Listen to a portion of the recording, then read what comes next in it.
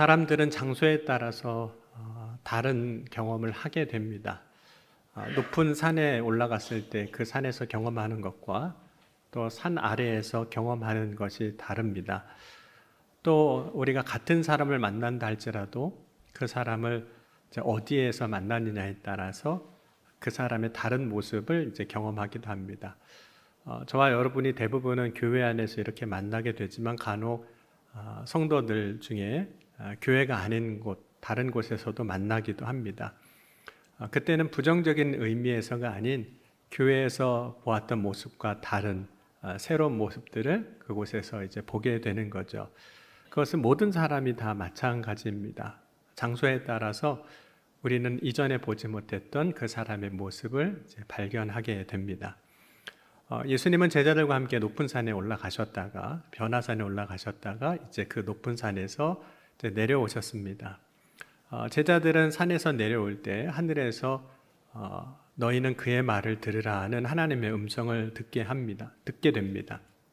그렇다면 이제 제자들이 해야 할 일은 내 앞에 계시고 지금 나와 함께 계시고 나와 가장 가까이 계신 그 예수님, 그분의 말씀을 이제 들어야 합니다. 그렇다면 제자들은 예수님 말씀을 들을 때 어떻게 그 말씀을 들어야 할까요?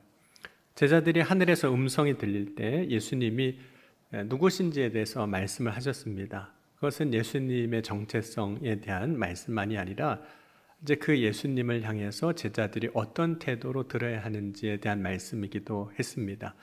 마가복음 9장 7절에 보면 하늘에서 이런 음성을 듣게 됩니다. 9장 7절 한번 같이 읽겠습니다. 마침 구름이 와서 그들을 덮으며 구름 속에서 소리가 나되 이는 내 사랑하는 아들이니 너희는 그의 말을 들으라 하는지라. 그러니까 제자들이 변화산에서 경험한 예수님은 영화로운 모습으로 변화되신 것이었거든요. 예수님이 하나님과 동등되시다라는 것을 그 변화산의 사건을 통해서 직접 체험했습니다. 그렇다면 이제 제자들이 예수님의 그 말씀을 들을 때에는 이전과 다른 태도로 들어야 되는 거죠. 왜냐하면 예수님은 하나님이시기 때문에. 이전에 예수님에 대해서 그 변화산에 올라가기 전에는 예수님에 대해서 몰라서 그렇다고 할 수도 있겠지만 이제는 예수님이 누구신지 분명하게 알았기에 이제 예수님의 말씀을 듣는 태도도 이제 달라져야만 합니다. 베드로는 변화산에 올라가기 전에 사실 이런 고백을 하기도 했어요. 마태복음 16장 16절에 시몬 베드로가 대답하여 이르되 주는 그리스도시요 살아계신 하나님의 아들이시니이다. 그러면 베드로를 비롯한 제자들은 그들이 입술로 고백하는 것, 예수님이 하나님의 아들이시라고 고백하는 것과 그들이 경험한 것, 실제로 하늘에서도 하나님의 아들이라고 말씀하셨고 영화로운 모습으로 변화되신 그 사건을 통해서 이제 예수님에 대한 태도가 이제 달라져야 하는 거죠. 예수님을 이제 하나님으로 대해야 합니다. 제자들이 높은 산에서 예수님이 영화로운 모습으로 변화되셨을 때는 예수님을 영광스럽게 대우하기도 했어요. 그래서 마가복음 9장 5절에 베드로가 이렇게 이야기를 합니다. 베드로가 예수께 고하되 라삐여 우리가 여기 있는 것이 좋사오니 우리가 초막 셋을 질 때 하나는 주를 위하여 하나는 모세를 위하여 하나는 엘리야를 위하여 하사이다 라고 이야기를 합니다. 그래서 베드로가 이야기하고 있는 것은 이제 주를 위하여 제가 뭔가를 하겠습니다. 이렇게 이야기를 하고 있는 거죠. 그러면 예수님이 이제 그 영화로운 모습으로 하나님의 아들로 계신 그 산이 아닌 이제 산 아래로 내려왔을 때 예수님이 산에서 내려오셨을 때 예수님의 모습은 어땠을까요? 산에서 내려오신 그 예수님의 모습은 제자들이 그동안 보았던 예수님의 평상시의 모습과 다를 것이 없었습니다. 산에서는 영화로운 모습, 정말 하나님의 아들로서의 그 모습을 보았지만 세상에 볼 수 없었던 그런 모습을 보았지만 이제 산 아래에 내려와서는 전과 똑같은 모습을 보는 거죠. 마가복음 9장 9절에 그들이 산에서 내려올 때 예수께서 경고하시되 인자가 죽은 자 가운데서 살아날 때까지 본 것을 아무에게도 이르지 말라 하시니 예수님은 앞으로 예수님께서 어떤 일을 당하실지 이제 산 아래 내려와서 다시 한번 말씀을 해 주십니다. 그러니까 예수님이 앞으로 되어질 일을 제자들에게 말씀해 주시는 것은 제자들이 이제 하늘의 비밀을 알게 된 거죠. 하나님의 뜻을 이제 알게 된 겁니다. 그렇다면 주님께서 인정했다는 뜻이거든요. 제자들에게 그 비밀을 알려주셨다는 것. 내가 주님의 은혜를 입은 자라는 뜻입니다. 제자들이 그러므로 이 말씀을 듣고 더 기뻐하고 이제 더 감사해야 할 일인 거죠. 하지만 제자들은 예수님께서 말씀해 주심으로 장차 되어질 일을 알게 되었을 때 그렇게 기쁘지 않았습니다. 오히려 그 예수님의 말씀을 듣고 죽은 자 가운데서 살아나는 것이 무엇일까라고 이야기하면서 서로 문의합니다. 그러니까 서로 수군거리고 있었던 거죠. 그러니까 예수님이 말씀하셨지만 또 제자들이 놀라운 은혜도 경험했지만 지금 제자들은 예수님이 말씀하신 그 뜻이 무엇인지를 이해하지 못하고 있었습니다. 이 상황은 이미 빌립보 가이사랴에서 한번 말씀하셨던 내용이기도 했습니다. 그러니까 고난당하시고 죽으시고 다시 살아나실 것을 말씀하셨던 거죠. 두 번째 말씀을 듣고도 여전히 제자들은 그 말씀의 뜻을 이해하지 못하고 있었습니다. 제자들은 지금 산에서 내려와서 은혜도 체험하고 산에서 내려와서 듣기는 하지만 깨닫는 데는 여전히 둔한 모습이었습니다. 높은 산에서 큰 은혜를 체험했는데 여전히 말씀을 깨닫는 일에는 둔하다는 거예요. 이와 같은 말씀을 이제 첫 번째로 하셨을 때 베드로 같은 경우에는 예수님을 붙잡고 이제 항변하는 모습이 있었습니다. 그러나 이번에는 제자들이 예수님의 고난과 죽음에 대하여 들었을 때, 처음 들었을 때와 같이 항변하지는 않았습니다. 예수님이 제자들에게 말씀하신 것에 대해서 항변하진 않았지만 그러나 여전히 그 말씀을 그대로 받아들이지는 못하고 있었습니다. 그래서 서로 이렇게 문의하다가 서로 물어보다가 이제 예수님 앞에 직접 묻게 되는 거죠.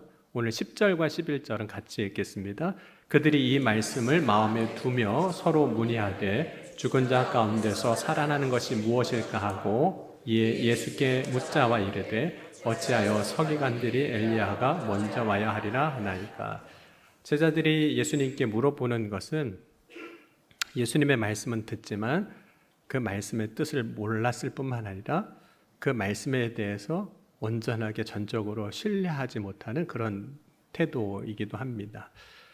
우리는 여기서 제자들이 예수님을 어떻게 대하고 있는지를 이제 봐야만 합니다. 베드로가 변화산에서 예수님이 영화로운 모습으로 변형되시고 또 모세와 엘리야를 보았을 때 초막을 짓겠다고 했습니다. 주를 위해서 뭔가를 하겠다고 했던 거죠. 특별히 모세나 엘리야를 위해서 초막을 짓겠다고 했었던 이유 중에 하나는 모세나 엘리야를 위대한 선지자로 여기고 있었기 때문에 그를 위해서도 뭔가를 하겠다고 한 거죠. 그런데 실제로 이제 엘리야 선지자가 사역할 때 모세도 마찬가지였습니다. 이스라엘 백성들 가운데 마찬가지였는데 엘리야가 하나님의 부름을 받고 사역할 때 많은 사람들에게 위대한 선지자로 실제로는 대우받지는 못했습니다. 엘리야가 왔을 때 사람들이 대우했던 그 모습을 예수님이 오늘 이렇게도 말씀하셨어요. 우리 13절은 같이 읽겠습니다. 그러나 내가 너에게 이르노니 엘리야가 왔으되 기록된 바와 같이 사람들이 함부로 대우하였느니라 하시니라. 사람들이 엘리야를 위대한 선지자라고는 말하고는 있었지만 실제로 엘리야 선지자가 왔을 때 그 엘리야 선지자를 함부로 대하고 있었다라는 거예요. 그와 같이 사람들이 그리스도에 대해서 육신을 입고 오신 예수님에 대해서도 마찬가지라는 거예요. 그리스도를 고대하고 기대하고 기다렸지만 실제로 인자가 왔을 때 멸시하고 함부로 대했다는 거죠. 물론 그것은 예수님이 고난받고 멸시당하는 십자가의 사건을 말씀하시기는 것이지만 일상적인 삶 속에서도 여전히 멸시하고 함부로 대했다는 거죠. 그런데 그러한 모습이 오늘 제자들의 모습에서도 나타나고 있었다는 겁니다. 오늘 함께 본 말씀의 13절의 그 말씀을 이제 공동 번역이나 현대인의 성경으로 다시 한번 보면 이렇게 번역을 하고 있습니다. 공동 번역에 보면 너희에게 말해두거니와 사실은 성서에 기록된 대로 엘리야가 벌써 왔었고 사람들을 그를 제멋대로 다루었다 이렇게 말씀합니다. 그리고 현대인의 성경에서는 그러나 내가 너에게 말한다. 사실 성경대로 엘리야가 벌써 왔으나 예언대로 사람들이 그에게 갖은 학대를 하였다라고 말씀합니다. 사람들은 말로는 엘리야를 보고 위대한 선지자라고 했다는 거예요. 그런데 실상은 그 선지자 앞에서는 그를 대우하는 모습은 자기 마음대로 제멋대로 대우하고 있었고 심지어 학대하고 있었다라고 설명하고 있는 겁니다. 여러분, 제자들은 높은 산에서 은혜를 체험합니다. 은혜를 체험할 때 하늘에서 예수님에 대하여 그의 말을 드러날 음성을 들었음에도 불구하고 산에서 내려와서 곧 일상의 자리에서 예수님을 향하는 태도는 그의 말을 듣는 순종의 태도가 아니었다는 거예요. 과거 사람들이 엘리야를 대하듯 모습과 별반 다르지 않았었다는 겁니다. 물론 제자들은 예수님을 멸시하는 정도는 아니었지만 함부로 대하는 듯한 모습이 제자들에게 나타나고 있었다는 거예요. 이 태도가 보여주는 것은 제자들이 예수님을 어떻게 생각하느냐 혹은 어떻게 믿느냐 하는 것을 보여주는 겁니다. 여러분, 우리가 살아가는 삶의 자리에서 비싼 물건을 대하는 태도, 우리가 명품을 하나 갖고 있다고 하면 그 명품을 갖고 있는 태도가 어떨까요? 여러분, 사람들이 명품을 가지고 다니는지 아니면 가품을 가지고 다니는지는 비 오는 날 알 수 있다고 그러지 않나요? 명품을 가지고 가는 사람 비 올 때 그 가방을 명품을 자신의 품으로 감싸고 가고, 가품을 가지고 다니는 사람은 그 물건으로 자신이 비를 피하는데 사용한다. 그래서 그때 드러난다는 거죠. 이것이 말하는 것은 그 사람이 그것을 대하는 태도가 어떠냐 하는 겁니다. 나보다 더 중요하게 대하는가 혹은 나를 중요하게 더 대하는가가 이 명품 가방, 비싼 것은 비 오는 날 드러난다는 거죠.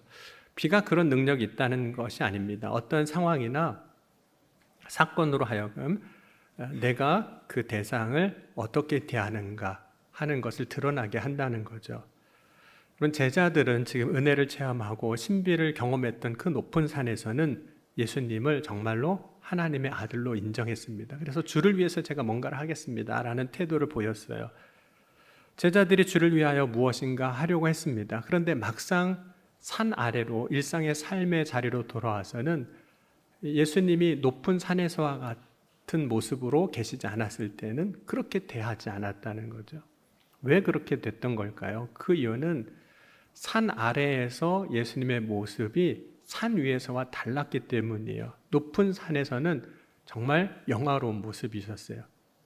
정말 하나님의 아들이시고 정말 주님이시구나 하는 모습이었어요. 그런데 산 아래에서 내려와 보니까 예수님은 여전히 우리와 똑같은 육신을 입고 계신 예수님의 모습으로만 보이는 거죠. 여러분, 예수님이 공생애 시작하시기 전에 사셨던 삶의 모습을 성경에서는 두 가지로 이야기하고 있는데, 첫 번째는 예수님이 성령으로 잉태되어 육신을 입고 오셨을 때입니다. 그런데 예수님의 공생애 전에 두 번째 모습은 12살 때 예수님이 예루살렘 성전에 올라가셨을 때의 모습이었어요. 그때 사람들은 절기를 지키기 위해서 다 성전에 올라왔고 예수님도 성전에 올라왔습니다. 그런데 사람들이 절기를 끝나고 고향으로 돌아갈 때 예수님은 돌아가지 아니하고 성전에 앉아서 그 성전의 랍비들, 선생들과 함께 묵기도 하고 대답하는 등의 시간을 보내셨습니다. 그때 사람들은 예수님의 그 모습을 보고 놀랍니다. 왜냐하면 예수님은 하나님이시기 때문에, 하나님의 아들이시기 때문인 거죠. 다만 예수님이 세상에 오실 때 성육신하여 오셨습니다. 우리와 같은 육신을 입고 오셨습니다. 그렇기 때문에 그 당시에 사람들의 눈에는 예수님이 12살 난 어린 아이로만 보일 뿐인 거죠. 그래서 며칠 만에 이제 예수님을 찾게 된 마리아와 요셉, 그러니까 우리 일행 중에 있는 줄 아는데 없고, 그래서 다시 찾으러 올라가서 예수님을 만나고 마리아와 요셉이 이런 이야기를 합니다. 누가복음 2장 48절에 보면 아이야 어찌하여 우리에게 이렇게 하였느냐, 보라 내 아버지와 내가 근심하여 너를 찾았노라. 그럼 마리아와 요셉은 예수님을 보지만 여전히 어린 아이로 생각을 하고 있었던 거죠. 그때 예수님은 마리아에게 이런 대답을 합니다. 누가복음 2장 49절 50절 같이 한번 읽겠습니다. 예수께서 이르시되 어찌하여 나를 찾으셨나이까? 내가 내 아버지 집에 있어야 알지 못하셨나이까 하시니 그 부모가 그가 하신 말씀을 깨닫지 못하더라. 여러분, 예수님은 마리아와 요셉에게 이야기하면서 성전을 향해서 이렇게 이야기합니다. 내 아버지의 집, 내가 내 아버지의 집에 있어야 할 것을 알지 못하셨습니까? 이렇게 대답하거든요. 물론 우리가 이제 통상적으로 성전을 아버지 집이라고 이야기할 수 있겠죠. 그러나 예수님께서 성전을 향해서 내 아버지 집이라고 말씀하신 이유는 하나님이 아버지시기 때문에, 예수님이 하나님의 아들이시기에 성전을 내 아버지 집이라고 말씀을 하신 겁니다. 그런데 그 말씀을 듣지만 마리아와 요셉이 이게 무슨 이야기인지 깨닫지 못했던 거죠. 그러니까 사람의 눈으로 볼 때 예수님은 12살 된 어린 아이의 모습입니다. 하지만 예수님이 하나님의 아들이신 것은 육신으로 어떤 모습으로 보이느냐와 상관없이 여전히 하나님의 아들이신 것은 똑같습니다. 그럼 마리아와 요셉은 예수님이 태어날 때 천사들을 통해서 하나님이 말씀하신 것을 이제 잊고 살았다는 거예요. 예수님이 예루살렘 성전에 계신 것과 그래서 성전에서 하시는 말씀을 깨닫지 못했던 겁니다. 그렇기에 요셉과 마리아는 예수님을 하나님의 아들로 대우하지 아니하고 그저 어린 아이로 대우하고 있었던 겁니다. 여러분, 예수님을 어린 아이로 대할 때 마리아와 요셉은 예수님이 어른들인 자신들을 따라야 한다고 생각했던 거예요. 그래서 왜 예수님 보고 우리를 따라오지 않았느냐, 왜 우리와 함께하지 않았느냐라고 이야기한 겁니다. 마리아와 요셉이 어른이기 때문에. 어른은 경험과 지식이 더 많은 사람들입니다. 그러니까 어린 아이는 우리를 따라야 되는데 어른인 나를 따라야 한다는 거죠. 여러분, 오늘 우리는 누구를 따라야 할까요? 주님을 따라야 되는 거죠. 제자들은 분명히 높은 산에서 이는 내 사랑하는 아들이니 너희는 그의 말을 들으라는 음성을 들었고 그런 영화로운 모습으로 변형되신 예수님을 보았습니다. 또 이미 제자들이 예수님을 그리스도로 고백했습니다. 그렇다면 높은 산에서 영화로운 모습으로 변형되시는 모습을 보았고 음성도 들었고 그런 고백도 했다면 이제 예수님을 진짜 나의 주님으로 대하여야 하지 않겠습니까? 그런데 실상 사람들이 과거에 엘리야를 선지자라고 이야기하지만 실제로는 함부로 대했던 것처럼 예수님에 대해서도 제자들이 그렇게 대하고 있다고 말씀하고 있는 겁니다.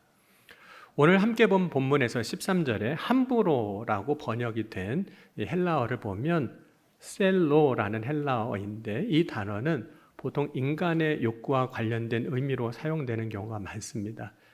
예를 들자면 누군가가 무엇을 함부로 대한다는 뜻은 자신의 욕구대로 그것을 대우한다는 뜻이라는 거예요. 내가 원하는 대로 하는 행동이 누군가에게는 함부로 하는 행동이 된다는 겁니다. 내가 원하는 대로 하면 상대방에겐 그게 함부로가 된다는 거예요. 이런 예가 될 수도 있습니다. 지금 목이 마라 물을 마시고 싶습니다. 그래서 옆에 있는 사람에게 내가 물 마시고 싶으니 내가 물 마신 이것을 채우기 위해서 물을 떠오라고 시킨다는 거예요. 그렇다면 그것이 그 상대방에게 함부로 대우하는 것이 된다는 겁니다. 왜냐하면 그것은 옆에 있는 사람이 원하지 않는 것일 수도 있어요. 그러니까 내가 누군가에 대해 함부로 하지 않으려면 내가 원하는 것만 주장하면 안 된다는 뜻입니다. 내가 원하는 것만 있는 것이 아니라 상대방이 원하는 것도 있는 거예요. 그런데 상대방이 원하는 것은 무시하고 내가 원하는 것만 주장하면 그것이 상대방을 함부로 대하는 것이 된다는 겁니다. 그것이 오늘 이제 함부로의 의미입니다. 여러분은 기도할 때 어떻게 기도하십니까? 기도하면서 내가 원하는 것 채우려고 얻으려고 기도하기도 하죠. 그리고 나서 주님이 뭐라고 말씀하시는가를 듣지 않으려고 할 때가 참 많습니다. 만약 내가 원하는 것은 채우려고 하지만 주님이 원하는 것을 듣지 않으려고 한다면 기도할 때 우리가 주님이라고 부르며 찾을지라도 그것이 결국에는 주님께 함부로 대우하는 것이 된다는 거예요. 여러분, 예수님께서 겟세마네 동산에서 기도하실 때 예수님이 원하시는 게 있으셨어요. 육신으로서 원하시는 것이 있었지만 그러나 동시에 내가 원하는 대로가 아닌 아버지가 원하는 대로가 무엇인지를 구하셨습니다. 그래서 마가복음 14장 36절에 이르시되 아빠 아버지여 아버지께서는 모든 것이 가능하오니 이 잔을 내게서 옮기시옵소서. 그러나 나의 원대로 마시옵고 아버지의 원대로 하옵소서 하시고, 오늘 우리 마음 가운데 성령으로 계신 예수님을 대하는 우리의 모습, 태도는 어떨까요? 내가 원하는 대로 이루어지길 원한다면 그 사람이 상대방을 함부로 대우하는 것이 되는 것처럼 오늘 우리가 우리 안에 계신 성령에 대하여 내가 원하는 대로만 한다고 한다면 동일하게 우리도 주님을 주님이라고는 부르고 있지만 여전히 함부로 대하는 사람이 되는 것입니다. 여러분, 예수님의 제자들이 이제 산에서 내려와서 해야 할 일들이 무엇이었을까요? 그것은 이제는 예수님을 진짜 나의 주님으로 여기는 겁니다. 예수님을 나의 주님으로 여긴다는 것은 예수님이 나의 인생에 있어서 가장 첫 번째 되는 분으로 여기는 거예요. 가장 귀한 보배로 여긴다는 거죠. 그게 첫 번째니까. 여러분, 사도 바울은 고린도후서 4장 7절에 이런 고백합니다. 우리가 이 보배를 질그릇에 가졌으니, 여기서 보배는 예수 그리스도를 이야기합니다. 만약 예수님을 보배로 여긴다면 어떤 사람도 예수님을 함부로 대우하지 않을 겁니다. 만약 제자들이 고백한 것처럼 예수님을 나의 주님이라고 여긴다면 어떤 사람도 예수님을 함부로 대하지 않을 겁니다.